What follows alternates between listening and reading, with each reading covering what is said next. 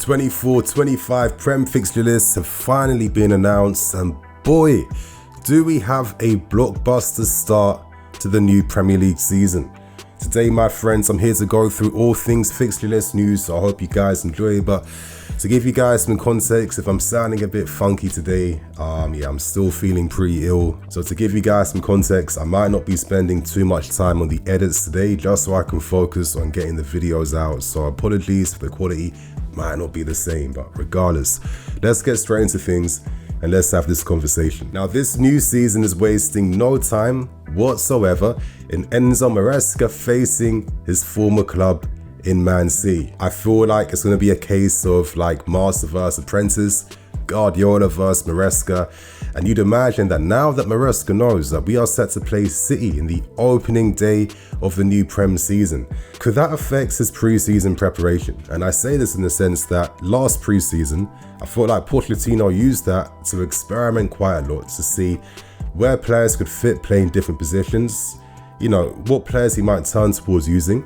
We saw Nkunku play up front on the left and at 10, and it was only near the end of pre-season that Pochettino decided on using Nkunku as a 10, but by the time he realized that, Nkunku got that injury, and of course we know the rest of this story, because you'd imagine that Maresca wants to make sure that we go into that opening game of the season where he can make a statement, not only for the team, but towards the new fans and to the rest of the Prem teams, because if we can somehow get a result against Man City, this could give us new energy, new confidence. It can make the players buy into Maresca even more, because they're like, wow, you know, this guy knows what he's doing. And they themselves won't have that fear when it comes to playing against City. I thought last season we played some excellent games against them, going toe-to-toe, and the only thing that cost us was finishing. I think these guys will have the confidence to play City, and I think if we have an excellent pre-season, because I think a lot of this rests on how well we perform in pre-season. It's not started yet, we don't know, but if these things can all align, if these stars align, I think we go into the opening game at home against Man City with ridiculous confidence. Now, traditionally, City tend to start seasons a bit slow at the start. At the start of most Prem seasons, they're at the most susceptible stage when it comes to losing points.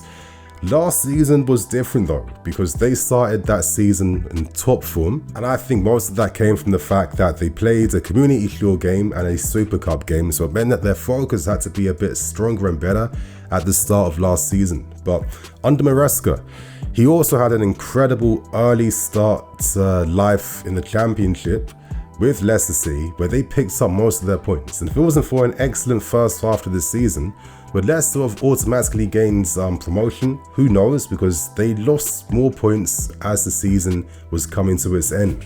So I think Maresca knows how to prepare his team to get ready instantly. Again, it's not a big sample pool or sample size that we're turning towards, but I like to think that some of the things that he learned or did at Leicester City, he can translate that here. And now that he has access to a stronger, bigger, better group of players, hopefully now we can see something happen. But before I move on, if there's one thing though that this fixture in particular communicates, it's the fact that our directors, our owners, they must get the big deals and the key players in for pre-season, so Maresca isn't wasting any time, because starting the Prem season off in a very strong fashion, that could determine the future in which we end the season. Because last season, if it wasn't for a terrible start to this season last season, I think we get Champions League qualification, because we only missed out by 5 points. The way we ended the season, second half of the season, we would have been in a top 4 position. So it goes to show that we can't waste any time. And you could argue, did the board necessarily help when most of the signings that came through were coming in during the start of the season? Look at Caicedo, he had no pre-season, and by the time he was able to play, it was against West Ham. We can't afford to make those same mistakes again. Get the key signings in first that are going to most likely start games and be key towards Enzo Maresca. Do we necessarily have to waste time now on signing players for the multi-network model? Maybe not. I think if anything, focus now on first team buys exclusively, and then waste time signing more players for other positions and other needs. So yeah, this opening game will be a massive challenge, But I think this is a welcome challenge. I think this is probably the best fixture, in my opinion, to have, to focus everyone up now, to focus the players up. They're all seeing this today and they're gonna know, crap, if I'm enjoying myself now, it's time to work even harder, because these guys will not only have to impress Maresca to get their first team spots, but they're gonna wanna get some revenge against Man City. So this is a massive challenge for the players, the manager and the directors now, to focus the hell up and get ready for a massive, massive game at home against Man City. Because my friends, if we get a positive result going our way, we then have many winnable games going from August to September. They include Wolves, Crystal Palace, Bournemouth, West Ham, Brighton, Nottingham Forest. That's like 6 games, 6 potential winnable games.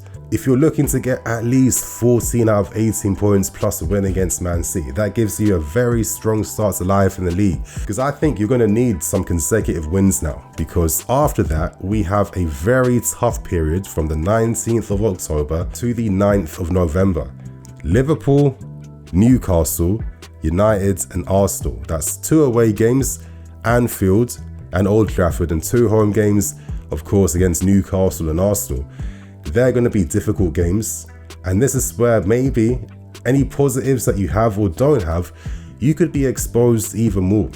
So we want to make sure, ideally, we have some supreme confidence going into these games, because any advantages or disadvantages we have at the season could get better or could get worse. Another notable fixture in November is the fact that we're set to play Leicester City away from home. And I can imagine that the Leicester City fans aren't going to give the warmest welcome to Maresca, even though he got them promoted. I know that they weren't too happy. You'd imagine that Maresca wants to beat his former team. Let's look at more notable fixtures during the month, and obviously December, one of the most dangerous times for every single Chelsea season. This forever tends to be the make or break part of every season, every single year. Of course, we have Southampton, Spurs, Brentford, Everton, Fulham and Ipswich. On paper, winnable games, but reality is completely different. A lot of times during this month, injuries start to stockpile, form starts to dip, but maybe there is some context to explain, because personally last season was probably the first time that many of our new signings have ever played in a congested winter period, because most times these guys have a break in leagues in which we sign them from.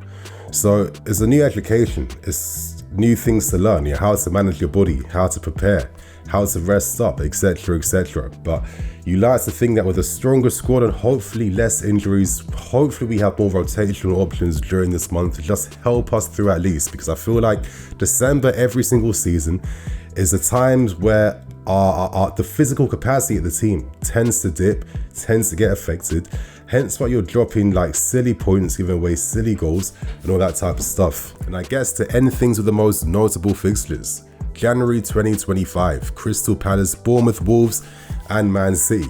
3 winnable games before we play a massive game against City. Hopefully that gives us some confidence into the new year, and hopefully we're in a good, strong position in the league where maybe the context of this month is completely different. And then obviously to end the season, boy, it's going to be one of the strongest ends to a season I've seen in a while. April, May, you're playing Spurs, Brentford, Fulham. That's 3 London derbies.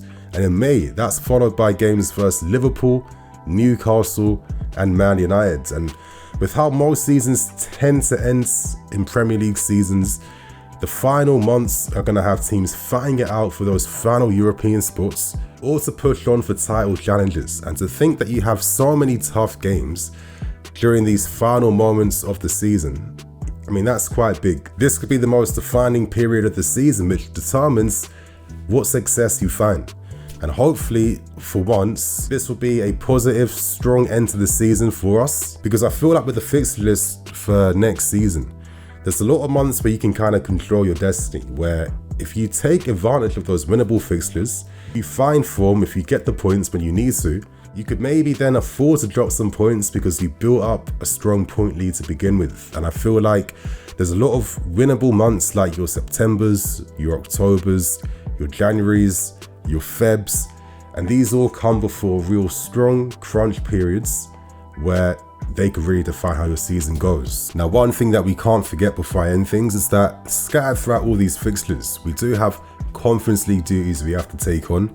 And it's going to be difficult because we don't know who we're going to draw in the group stage, but we could be traveling everywhere and anywhere across Europe. And then like in the space of a few days time, we then have Prem duties. So it's going to be even more imperative that we have like A squads and B squads just for European duties. And yeah, we need to make sure that we can definitely balance and spread these minutes out, because it's going to be quite hard. Constantly traveling left, right and center. It won't be easy. So some of the big players will need rest, but it probably is helpful that with how big the squad is set to be for next season, players should feel satisfied with the minutes that they're picking up throughout the season. And I think that if you're playing in a Conference League game, but maybe not playing in the Prem game later on, is it going to be that bad? I'm not too sure, but it's going to be really big for Maresca to perfectly fine-tune how he's going to address both European demands and Prem duties as well too, because for example 7th November we'll have a Conference League game followed by Arsenal like 3 days later. That's quite big, so let's see what happens with that, my friends. And on that note, that is the fixture list for next season. So my friends, that's the fixture list for next season. It's out now. How are you feeling? Are you optimistic? Are you confident? Me personally, I need to see what we do in pre-season to get an idea and a vibe of what things could be like. But at the moment, you know, I'm excited by the fact that we're set to play Man City at the start of the season. And once that big fixture's out the way, then I think maybe we can start to do things in the league. So they're my thoughts and opinions. Share yours below. And my friends, on that note, I'm Nini FC. This is Blue Lions TV. See you all soon. Cool.